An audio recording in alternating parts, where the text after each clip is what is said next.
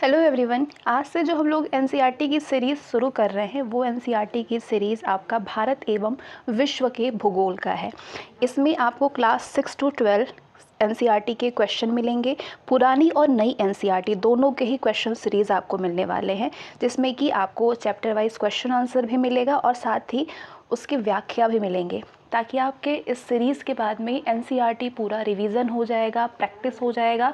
साथ ही उससे रिलेटेड जो क्वेश्चन बन सकते हैं क्वेश्चन आंसर में, वो भी आपका इससे तैयार हो जाएगा। तो आप कोशिश करिए कि जो क्वेश्चन आपको दिया जाए पहले आप उसको खुद से हल करिए, उसके बाद आंसर सुनिए, फिर एक्सप्लेनेशन को अच्छे से समझिए, यानी कॉन्सेप्ट को अच्छे से समझिए। पूरे 6 to 12 एनसीईआरटी को हम लोग पूरी सीरीज़ जो अब चलेगी वो ज्योग्राफी, इंडियन और वर्ल्ड ज्योग्राफी की चलेगी। तो आप सभी को मालूम है कि क्लास 6 में जो आपने ज्योग्राफी में पढ़ा था वो था सामाजिक विज्ञान। क्या पुस्तक का क्या नाम था? सामाजिक विज्ञान, पृथ्वी हमारा आवास। और पहला चैप्टर उसमें क्या आपने पढ़ा था? क्लास 6 में जो आपने पहला चैप्टर पढ़ा हुआ है वो सौर मंडल में पृथ्वी है। तो चलिए उससे रिलेटेड क्वेश्चन को सॉल्व करते हैं। पहला क्वेश्चन है, निम्नलिखित में से, ये जो 4 ऑप्शन देख रहे हैं इनमें से बताइए कि खगोलीय पिंड कौन कौन से हैं। तो आप सभी को मालूम होना चाहिए कि खगोलीय पिंड क्या होता है। खगोलीय पिंड वे सभी वस्तुएं जो कि रात में आसमान में चमकते हमको दिखाई देते हैं, वो खगोलीय पिंड होता है। तो सूर्य भी चमकता है, आपका चंद्रमा भी चमकता है, साथ ही पृथ्वी भी एक खगोलीय पिंड होती हैं, और उल्का पिंड ये चमकते हैं, तो ये खगोलीय पिंड होता है। मतलब एक सिंपल सा ये एक्सप्लेनेशन होता है। हालांकि ये सारे क्या है, ये खगोलीय पिंड में आते हैं। तो आप जवाब देंगे कि उपर्युक्त सभी क्या है, खगोलीय पिंड हैं। सूर्य, चंद्रमा, पृथ्वी, उल्का पिंड ये सब खगोलीय पिंड होते हैं। और साथ ही वे सभी वस्तुएं जो कि रात के समय में आसमान में चमकते हैं वो भी खगोलीय पिंड कहलाती हैं। चलिए अगला क्वेश्चन है, किन खगोलीय पिंडों को तारा कहते हैं, ये बताइए।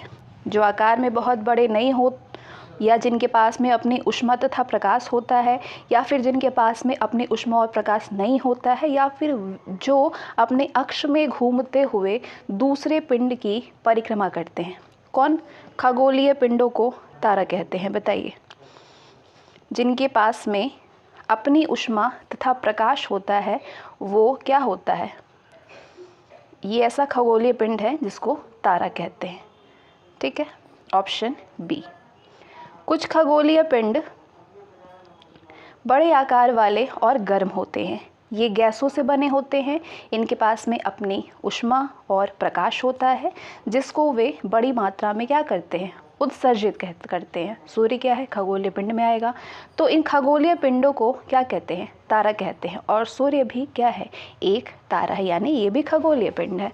ठीक है, कॉन्सेप्ट क्लियर। नेक्स्ट, तारों की विभिन्न समूहों के द्वारा बनाई गई विविध आकृतियां क्या कहलाती हैं? आकाशगंगा कहलाती है, सौर मंडल कहलाती है, एंड्रोमेडा कहलाती है, या फिर नक्षत्र मंडल कहलाते हैं? क्या कहलाते हैं? तारों की विभिन्न समूहों के द्वारा बनाई गई जो आकृतियां होती हैं वो नक्षत्र मंडल कहलाता है। क्या कहलाता है? नक्षत्र मंडल कहलाता है। रात्रि में आसमान की ओर देखते समय तारों के विभिन्न समूहों के द्वारा बनाई गई जो आकृतियां दिखाई देती हैं उनको हम कहते हैं नक्षत्र मंडल। क्या कहते हैं?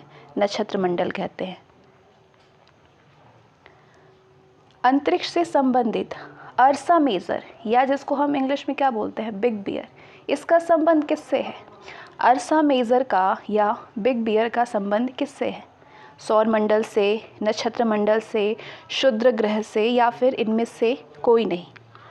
तो आप जवाब देंगे कि अंतरिक्ष से संबंधित जो बिग बियर होता है उसका संबंध होता है किससे? नक्षत्र मंडल से होता है। तो इसका कॉन्सेप्ट समझिए, ये अर्सा मेजर या बिग बियर एक प्रकार का नक्षत्र मंडल होता है। स्मॉल बियर, या जिसको हम सप्तऋषि कहते हैं, सप्तऋषि मतलब जो 7 तारों का समूह होता है वो क्या होता है? सप्तऋषि होता है। डिटेल में आप अच्छे से जानते होंगे। तो सप्तऋषि बहुत आसानी से पहचान में आने वाला क्या होता है? नक्षत्र मंडल है। ये एक बड़े नक्षत्र मंडल अर्सा मेजर के भाग है। किसके भाग है? अर्सा मेजर के भाग है। तो अंतरिक्ष से संबंधित अर्सा मेजर क्या है? नक्षत्र मंडल है। अगला प्रश्न आपसे ये पूछा जा रहा है कि किन खगोलीय पिंडों को ग्रह कहा जाता है? ग्रह किसको कहा जाता है? जो आकार में बहुत बड़े हो, जिनके पास में अपनी ऊष्मा तथा प्रकाश होता है, जिनके पास में अपनी ऊष्मा तथा प्रकाश नहीं होता है, या एवं जो तारों के प्रकाश से प्रकाशित होते हैं या फिर जिनका अपना गुरुत्वाकर्षण बल होता है, बताइए। जिन खगोलीय पिंड को ग्रह कहा जाता है वो होते हैं जिनके पास अपनी ऊष्मा होती है और जिनके पास में अपनी ऊष्मा और प्रकाश नहीं होता है, एवं जो तारों के प्रकाश से प्रकाशित होते हैं वो ग्रह कहलाता है। क्या कहलाता है? ग्रह कहलाता है। जिनके पास में अपनी ऊष्मा और प्रकाश नहीं होता है, जो तारों के प्रकाश से प्रकाशित होते हैं, उसको ग्रह कहते हैं। कुछ खगोलीय पिंडों में अपना प्रकाश एवं ऊष्मा नहीं होता है, वे तारों के प्रकाश से प्रकाशित होते हैं, ऐसे पिंड ग्रह कहलाते हैं। ग्रीक भाषा के प्लेनेटाई से बना है ये, जिसका अर्थ होता है परिभ्रमक, यानी कि चारों ओर घूमने वाले। Concept clear? नेक्स्ट, निम्नलिखित कथनों पर विचार करिए। दो कथन है आपके पास। पहला ये कि पृथ्वी एक ग्रह है तथा अपना संपूर्ण प्रकाश एवं ऊष्मा किससे प्राप्त करता है? सूर्य से प्राप्त करती है। दूसरा, पृथ्वी सूर्य से दूरी के हिसाब से चौथा ग्रह है और आकार में तीसरा बड़ा ग्रह है। तो अब ये बताइए कि जो दो स्टेटमेंट आपने देखा, इनमें से कौन कौन सा सही है? कोई एक या दो या दोनों या फिर इनमें से कोई नहीं? तो आप कहेंगे कि दूसरा वाला तो नहीं है, पहला सही है कि पृथ्वी क्या है? ये एक ग्रह है और अपना संपूर्ण प्रकाश और ऊष्मा वो सूर्य से प्राप्त करता है। अभी आपने इससे पहले वाले क्वेश्चन में पढ़ा हुआ था। लेकिन पृथ्वी सूर्य से दूरी के हिसाब से चौथा और आकार में तीसरा बड़ा ग्रह है, ये गलत है। तो आप जवाब देंगे ऑप्शन ए। चलिए इसको विस्तार पूर्वक समझते हैं हम लोग। पृथ्वी जिस पर हम रहते हैं वो एक ग्रह है। ये अपना संपूर्ण प्रकाश और ऊष्मा सूर्य से प्राप्त करती है, जो कि पृथ्वी के सबसे नज़दीक का तारा है। पृथ्वी को बहुत अधिक दूरी से, जैसे कि चंद्रमा से देखने पर ये चंद्रमा की तरह चमकती हुई प्रतीत होती है। सूर्य से दूरी के हिसाब से पृथ्वी तीसरे नंबर पे है, ठीक है। और आपसे क्या कहा था? चौथे नंबर पे, यानी वो गलत था, तीसरे नंबर का ग्रह है। और आकार की बात करें तो आकार में ये पांचवा सबसे बड़ा ग्रह है, ना कि तीसरा, ठीक है, ध्यान रखिएगा। Concept clear? नेक्स्ट, सूर्य से बढ़ती हुई दूरी के आधार पर ग्रहों का सही क्रम लगाइए। सूर्य से बढ़ती, ये सूर्य है आपका, अब इसकी दूरी के अनुसार आप बताइए कौन सा सूर्य के करीब होता है, फिर उससे दूर कौन होता है, उससे दूर कौन होता है। सूर्य के सबसे करीब का जो ग्रह होता है वो है बुध, फिर शुक्र, फिर पृथ्वी, फिर मंगल, ठीक है। बुध, शुक्र, पृथ्वी, मंगल। तो सारे ग्रहों के बारे में समझिए सूर्य से बढ़ती दूरी के अनुसार। सूर्य से सबसे कम करीब होता है बुध, फिर शुक्र, उसके बाद पृथ्वी, फिर मंगल, फिर बृहस्पति है, फिर शनि है, यूरेनस है, नेपच्यून है, ठीक है। नीचे दिए गए ग्रहों में से आंतरिक ग्रह कौन सा है? बुध, शुक्र, मंगल, बृहस्पति। इनमें से आंतरिक ग्रह आपको बतानी है कि कौन सा है। इसमें आपके बुध, शुक्र और मंगल, ये तीनों क्या हैं? ये आंतरिक ग्रह में आते हैं, ठीक है। और बृहस्पति नहीं आता है। वो ग्रह जो कि सूर्य के नज़दीक होते हैं वो आंतरिक ग्रह होता है, ये तो आपको मालूम होगा। तो बुध, शुक्र, मंगल ये क्या है? ये नज़दीक होते हैं सूर्य के। बुध, शुक्र, पृथ्वी, मंगल ये सब आंतरिक ग्रह होते हैं, जबकि बृहस्पति नहीं होता, ये काफ़ी दूर होता है, ठीक है। वे ग्रह जो सूर्य के नज़दीक हैं और चट्टानों से बने होते हैं वो आंतरिक ग्रह कहलाते हैं। ध्यान रखिएगा, जो कि सूर्य के नज़दीक होते हैं और चट्टानों से बने होते हैं वो आंतरिक ग्रह होता है। बुध, शुक्र, पृथ्वी और मंगल आंतरिक ग्रहों के अंतर्गत आते हैं। अगला प्रश्न है, नीचे दिए गए ग्रहों में से कौन से बाह्य ग्रह हैं? Brihaspati, Neptune, Shani, Uranus. इसमें से एक दो क्वेश्चन बन जाते हैं। बताइए बाह्य ग्रह इनमें से कौन कौन सा है? बृहस्पति भी अभी आपने जाना सूर्य से काफ़ी दूरी है इसकी, ये बाह्य ग्रह है। नेपच्यून भी दूर है, ये भी बाह्य ग्रह है आपका। इसके बाद शनि भी है, यूरेनस भी है, तो ये सारे ही हैं, चारों है। बाह्य ग्रह सूर्य से बहुत दूर और बहुत बड़े आकार के होते हैं। वे गैस और तरल पदार्थों से बने हैं। बृहस्पति, शनि, यूरेनस और नेपच्यून ये सब किसके अंतर्गत आते हैं? बाह्य ग्रह के अंतर्गत आता है।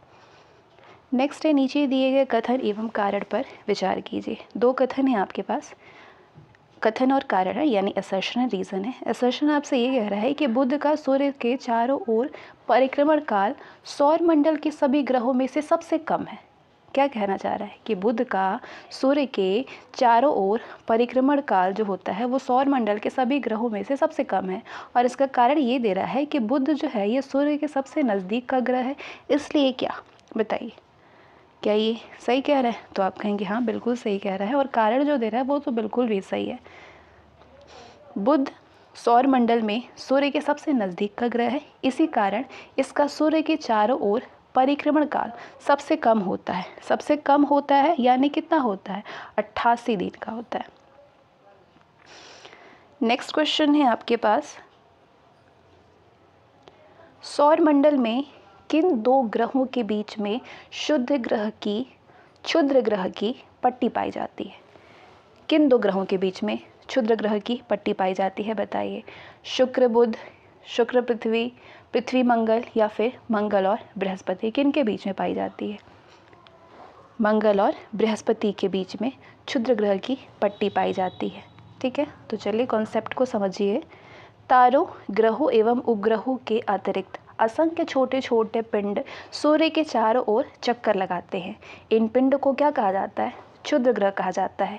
ये मंगल और बृहस्पति की कक्षाओं के बीच पाए जाते हैं। मंगल और बृहस्पति की कक्षाओं के बीच पाए जाते हैं। वैज्ञानिकों के अनुसार क्षुद्र ग्रह के ही भाग होते हैं जो कि वर्षों पहले विस्फोट के बाद ग्रहों से टूट करके अलग हो गए हैं। किन किन के बीच? ध्यान रखिएगा, बृहस्पति और मंगल के बीच में क्षुद्र ग्रह की पट्टी पाई जाती है। अगला क्वेश्चन ये कह रहा है कि हमारे सौर मंडल में सूर्य से सबसे दूर कौन सा ग्रह अवस्थित है? बताइए, कौन सा ग्रह अवस्थित है? नेपच्यून है ना। सबसे दूर कौन सा है? नेपच्यून है। सूर्य से दूरी के अनुसार ग्रहों की ये स्थिति होती है। बुध होता है, फिर शुक्र दूसरे नंबर पे, तीसरे पे पृथ्वी, चौथे पे मंगल, पांचवें बृहस्पति, फिर शनि, यूरेनस और सबसे दूर नेपच्यून। वर्ष 2006 में अंतर्राष्ट्रीय खगोलीय संघ ने अपनी बैठक में ये निर्णय लिया कि प्लूटो, सीरस और 2003 UB313 जैसे खगोलीय पिंडों को बौने ग्रह की श्रेणी में रखा जा सकता है। चलिए नेक्स्ट, नीचे दिए गए कथन एवं कारण पर विचार करिए। कथन ये कह रहा है कि पृथ्वी के आकार को भूआब यानी ग्वाइड भी कहा जाता है। ठीक है, और इसका कारण दे रहा है कि पृथ्वी ध्रुवों के पास थोड़ी सी चपटी हुई है। तो क्या कथन कारण जो है वो कथन का स्पष्टीकरण कर रहा है? हाँ बिल्कुल, दोनों सही है। और आर जो है ये आर है, ये इसकी सही व्याख्या कर रहा है। रीज़न जो है वो असर्शन को सही से एक्सप्लेन कर रहा है। तो ए वाला ऑप्शन सही होगा आपका। पृथ्वी ध्रुवों के पास में थोड़ी सी चपटी हुई है, यही कारण है कि इसके आकार को भूभाग कहा जाता है। भूभाग का मतलब होता है पृथ्वी के समान आकार। जीवन के लिए अनुकूल परिस्थितियाँ संभवतः केवल पृथ्वी पर ही पाई जाती है। पृथ्वी न तो अधिक गर्म होता है और न ही अधिक ठंडा है। यहाँ पे जल और वायु की उपस्थिति है जो कि जीवन के लिए आवश्यक है। अगला प्रश्न आपसे ये कह रहा है कि इनमें से कौन सा कथन सत्य है? दो कथन देखिए, बताइए कौन कौन से सत्य हैं। अंतरिक्ष से देखने पर पृथ्वी हरे रंग की दिखाई देती है? बिल्कुल नहीं, पृथ्वी का हरा रंग हमें यहाँ के वनों के कारण दिखाई देता है। बताइए कौन कौन से सही हैं? दोनों ही गलत है, दोनों ही गलत है। अंतरिक्ष से हमें जब पृथ्वी देखते हैं तो हमें नीले रंग की दिखाई पड़ती है, क्योंकि पृथ्वी की 2/3 सतह जल से ढकी हुई है, इसलिए इसे नीला ग्रह, पृथ्वी को नीला ग्रह भी कहा जाता है। सौर मंडल का निर्माण किससे मिलकर के होता है? ग्रह, उपग्रह, सूर्य, उल्कापिंड, किससे किससे मिलकर के सौर मंडल का निर्माण होता है? ग्रह से, उपग्रह से, सूर्य से, उल्कापिंड से, इन चारों से ना। सूर्य, आर्य ग्रह, उपग्रह और कुछ अन्य खगोलीय पिंड जैसे कि क्षुद्र ग्रह एवं उल्का पिंड मिलकर के सौर मंडल का निर्माण करते हैं। उसे हम सौर परिवार का नाम देते हैं, जिसका मुखिया कौन होता है? सूर्य है। नेक्स्ट, अगला क्वेश्चन आपसे ये कह रहा है कि ये जो कथन है इनमें से कौन सा सत्य है, ये बताइए आप। पहला कथन है कि सूर्य का खिंचाव बल सौर मंडल को बांधे रखता है। जो सूर्य का खिंचाव है वो सौर मंडल को बांधे रखता है। दूसरा, सूर्य सौर मंडल के लिए प्रकाश एवं ऊष्मा का मुख्य स्रोत है। कौन कौन से सत्य हैं इसमें से? दोनों ही सही है। ठीक है, तो चलिए इसकी व्याख्या को समझिए। सूर्य सौरमंडल के केंद्र में स्थित है। ये बहुत बड़ा है और अत्यधिक गर्म गैसों से बना है। इसका खिंचाव बल इससे सौरमंडल को बांधे रखता है। सूर्य सौरमंडल के लिए प्रकाश एवं ऊष्मा का मुख्य स्रोत है, गर्म ऊष्मा का। ठीक है, हम सूर्य की अत्यधिक तेज ऊष्मा को महसूस नहीं करते हैं क्योंकि ये पृथ्वी के सबसे नज़दीक का तारा होने के बावजूद हमसे लगभग 15 करोड़ किलोमीटर दूर है। इसी कारण सूर्य के प्रकाश को पृथ्वी पर पहुंचने में लगभग कितना मिनट लगते हैं? 8 मिनट लगते हैं। ठीक है, अगला प्रश्न आपसे ये पूछ रहा है कि सौरमंडल के ग्रह जो कि सूर्य का चक्कर लगाते हैं उनके रास्ते किस आकार में फैले हैं? सौरमंडल के ग्रह जो कि सूर्य का चक्कर लगाते हैं उनके रास्ते किस आकार में है? वृत्ताकार में है, दीर्घ वृत्ताकार में है, लघु वृत्ताकार में है? तो आपने फट से कहा होगा दीर्घ वृत्ताकार, यही ना कहा आपने? तो बिल्कुल सही कहा है। सौरमंडल के सभी 8 ग्रह एक निश्चित पथ पर सूर्य का चक्कर लगाते हैं। ये रास्ते दीर्घ वृत्ताकार रूप में फैले हुए हैं और ये क्या कहलाते हैं? ये इसको कक्षा कहते हैं। पृथ्वी का सबसे निकटतम ग्रह कौन सा है? एक क्वेश्चन यहाँ पे 18 होना चाहिए था, 19 हो गया। ठीक है, पृथ्वी का सबसे निकटतम ग्रह बताइए कौन सा है? सबसे निकटतम ग्रह, इसमें से पृथ्वी की बात हो रही है, ध्यान रखिएगा। सूर्य नहीं पूछ रहा है कि आपने बुध को टिक लगा दिया। ये होगा शुक्र। कौन सा होगा? शुक्र होगा। पृथ्वी का सबसे निकटतम ग्रह है शुक्र। नेक्स्ट क्वेश्चन पे आइए। अगला क्वेश्चन आपसे ये पूछ रहा है कि हमारे सौरमंडल का सबसे बड़ा एवं सबसे छोटा ग्रह बताइए, इसमें से कौन सा है? सबसे बड़ा ग्रह और सबसे छोटा ग्रह। सबसे बड़ा ग्रह है बृहस्पति और सबसे छोटा ग्रह कौन सा है? बुध है। ठीक है, नेक्स्ट, कौन सा वे 2 ग्रह हैं जिनका कि सौरमंडल के अन्य ग्रहों की तुलना में परिक्रमण विपरीत दिशा में है? क्वेश्चन देखिए, कौन सा वो 2 ग्रह है इनमें से जिनका सौरमंडल के अन्य ग्रहों की तुलना में परिक्रमण विपरीत दिशा में है? कौन कौन सा? अरुण है और शुक्र है। ठीक है, शुक्र एवं यूरेनस। शुक्र और यूरेनस की परिक्रमण की दिशा अन्य ग्रहों से विपरीत होती है। शुक्र और यूरेनस घड़ी की सुई की दिशा में होते हैं, मतलब क्लॉकवाइज, जबकि अन्य ग्रह विपरीत एंटी क्लॉकवाइज घूमते हैं। ठीक है, नेक्स्ट, अगला क्वेश्चन आपसे ये पूछ रहा है कि ये बताइए कि जो 2 कथन दिया हुआ है इनमें से कौन सा सत्य है? पहला कि बृहस्पति, शनि और यूरेनस के चारों ओर छल्ले हैं। बृहस्पति, शनि तथा यूरेनस के चारों ओर में छल्ले हैं। इन तीनों की बात कर रही है, ध्यान दीजिएगा, सिर्फ इसके इन दोनों की बात नहीं कर रहा, तीनों की। दूसरा कि ये छल्ले विभिन्न पदार्थों के असंख्य छोटे छोटे पिंडों से बनी पट्टी है। कौन सा सत्य है इनमें से? दोनों। विस्तार पूर्वक समझिए। पृथ्वी से इन छल्लों को शक्तिशाली दूरबीन की सहायता से देखा जा सकता है, जो कि बृहस्पति,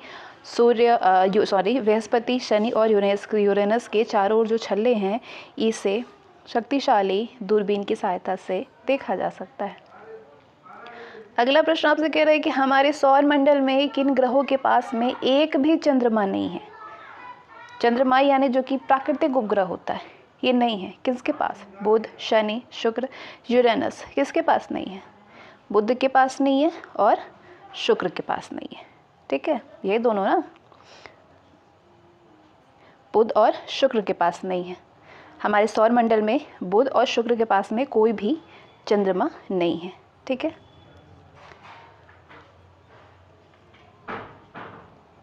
सही जवाब होगा पहला और तीसरा। अरे यहाँ पे आंसर तो दिया ही हुआ है, मैं आपको टिक कर करके दिखा रही हूँ बार बार। अगला क्वेश्चन आपसे ये पूछ रहा है कि नीचे दिए गए ग्रहों में सबसे अधिक चंद्रमा या किसके पास में है? सबसे अधिक चंद्रमा बताइए। सबसे अधिक बृहस्पति के पास है ना? कितना होता है बृहस्पति के पास? 62, सॉरी, बृहस्पति के पास सबसे अधिक होता है ना 16, 62 तो आपका शनि के पास में होता है, जो कि दूसरे नंबर पर। शनि के पास में चंद्रमा की संख्या 62 है, बृहस्पति के पास 69 है, मंगल के पास चंद्रमा की संख्या 2 है और वहीं यूरेनस के पास में कितनी संख्या है चंद्रमा की? 27 है। अगला क्वेश्चन पूछ रहा है कि ये जो कथन है इनमें से कौन सा सत्य है? उपग्रह अपने ग्रहों की परिक्रमा करते हैं, साथ ही साथ सूर्य की भी परिक्रमा करते हैं। दूसरा, पृथ्वी के उपग्रह चंद्रमा का व्यास पृथ्वी के व्यास से आधा है। बताइए कौन सा सत्य है इनमें से? दूसरा गलत है, पहला सही है। पहला सही है कि उपग्रह अपने ग्रहों की परिक्रमा करते हैं और साथ ही साथ सूर्य की भी परिक्रमा करते हैं। अब इसको थोड़ा सा अच्छे से समझिए। उपग्रह को अंग्रेजी में सैटेलाइट कहते हैं। वो तो आप सोच रहे हैं कि अंग्रेजी सिखाने लगी, तो नहीं, ऐसा नहीं है। मतलब इसका अर्थ होता है कि साथी या सहचर। ये उपग्रह अपने ग्रहों की परिक्रमा करने के साथ साथ ही सूर्य की भी परिक्रमा करते हैं। जो पहला स्टेटमेंट आपसे यही कहा जा रहा था, तो वो सही था। दूसरा वाला कह रहा है कि हमारी पृथ्वी के पास केवल एक उपग्रह है, चंद्रमा। ठीक है, और इसका व्यास पृथ्वी के व्यास का केवल 1/4 है। ये इतना बड़ा इसलिए प्रतीत होता है क्योंकि ये हमारे ग्रह से अन्य खगोलीय पिंड की अपेक्षा क्या है, नज़दीक है। यहाँ पे मैंने सत्य लिख दिया है, ये गलत है। पहला दूसरा वाला स्टेटमेंट जो दिया था वो गलत था। ये जो कॉन्सेप्ट है ये सही है। ठीक है, अगला प्रश्न आपसे ये पूछ रहा है कि ये बताइए कि प्राचीन भारत के प्रसिद्ध खगोल शास्त्री कौन थे? तो आप कहेंगे कि तो बड़ा ईजी क्वेश्चन है, आर्यभट्ट है। आर्यभट्ट ही तो है। खगोलीय पिंडों एवं उनकी गति के संबंध में अध्ययन करने वाले को खगोल शास्त्री कहा जाता है और आर्यभट्ट प्राचीन भारत के प्रसिद्ध खगोल शास्त्री थे। अगला प्रश्न, नीचे दिए गए कथन एवं कारण पर विचार करिए। कथन है आपके पास कि पृथ्वी से हमें चंद्रमा का केवल एक ही भाग दिखाई देता है। क्यों? कारण क्या दे रहा है कि चंद्रमा के द्वारा पृथ्वी का एक चक्कर पूरा करने में लगने वाले जो समय है उससे अधिक है, लगने वाले समय से अधिक है। पहला वाला जो बोल रहा था कि पृथ्वी से हमें चंद्रमा का केवल एक ही भाग दिखाई देता है, ये तो सही बोल रहा था, लेकिन इसका जो कारण दिया है, ये कारण अपने आप में जो स्टेटमेंट है ये भी गलत है और इसका जो कारण इससे संबंधित नहीं है बिल्कुल भी। तो यानी ए सही है लेकिन आर गलत है। चंद्रमा पृथ्वी का एक चक्कर लगभग 27 दिनों में पूरा करता है। लगभग इतने ही समय में ये अपने अक्ष पर एक चक्कर भी पूरा करता है। तो इसलिए चंद्रमा के द्वारा पृथ्वी का एक चक्कर पूरा करने में लगने वाला समय अपने अक्ष पर एक चक्कर पूरा करने वाले में, मतलब पूरा अपने अक्ष पे जो एक चक्कर होता है उसको पूरा करने में लगने वाले चक्कर के क्या होता है, बराबर ही होता है। इसके परिणाम स्वरूप पृथ्वी से हमें चंद्रमा का केवल एक ही भाग इसलिए दिखाई देता है। नील आर्मस्ट्रॉन्ग पहले व्यक्ति थे जिन्होंने कि 20 जुलाई 1969 को सबसे पहले चंद्रमा की सतह पर कदम रखा। तो ये तो नासा के अनुसार ये डेट निर्धारित है, लेकिन एनसीईआरटी की क्लास 6 की बुक में दिया हुआ है क्या डेट, 21 जुलाई 1969। ठीक है, 20 और 21 में कन्फ्यूज़न रहता है, लेकिन हमेशा आप देखेंगे कि एनसीईआरटी को ही सही माना जाता है, तो आप 21 जुलाई को ही मारिएगा टिक। चलिए नेक्स्ट, नीचे दिए गए कथनों पर विचार करिए और कथन आपसे ये कह रहा है कि सूर्य के चारों चक्कर लगाने वाले पत्थर को छोटे छोटे टुकड़ों को, सूर्य के जो चारों चक्कर लगाने वाले जो पत्थर होते हैं उसके छोटे छोटे टुकड़ों को उल्का पिंड कहते हैं। तो आप कहेंगे कि अरे ये तो बिल्कुल सही है, इसमें गलत क्या है। दूसरा कह रहा है कि खुले आकाश में फैली एक छोर से दूसरे छोर तक चौड़ी सफ़ेद पट्टी जो कि लाखों तारों का समूह होता है उसको आकाशगंगा कहते हैं। तो आप कहेंगे कि ये भी सही है। तो गलत क्या था? गलत कुछ नहीं था, तो बस टिक कर दीजिए कि पहला और दूसरा दोनों सही है। सूर्य के चारों चक्कर लगाने वाले पत्थरों के जो छोटे छोटे टुकड़े होते हैं उसको उल्का पिंड कहते हैं। खुले आकाश में एक छोर से दूसरी छोर तक फैली जो चौड़ी सफ़ेद पट्टी होती है जो कि चमकदार दिखाई देती है, ये लाखों तारों का समूह होता है और इस पट्टी को आकाश गंगा कहते हैं। दुग्ध मेखला है ना, मिल्की वे। तो हमारा सौर मंडल आकाश गंगा का ही एक भाग होता है। प्राचीन भारत में इसकी कल्पना आकाश में प्रकाश की एक बहती नदी से की गई थी। इस प्रकार इसका नाम आकाश गंगा पड़ा। लाखों आकाश गंगाएं मिलकर के ब्रह्मांड का निर्माण करती है। ठीक है, तो ये पहला चैप्टर था। इसके बाद क्लास 6 की एनसीईआरटी का जो दूसरा चैप्टर है वो ग्लोब है, अक्षांश एवं देशांतर। इससे संबंधित प्रश्नों को आप करेंगे, लेकिन इस सीरीज़ में सिर्फ इतना ही। नेक्स्ट में आपके क्लास 6 की पूरी ही जो चैप्टर हैं वो कवर किया जाएगा और इसके साथ ही इसके बाद विश्व के भूगोल को भी, विश्व का भूगोल जो है क्लास 6 का वो भी कवर किया जाएगा। तो आज के लिए बस इतना ही। नेक्स्ट सेशन में मिलते हैं। सीरीज़ कंटिन्यू चलेगा तो आप कंटिन्यू रहिएगा।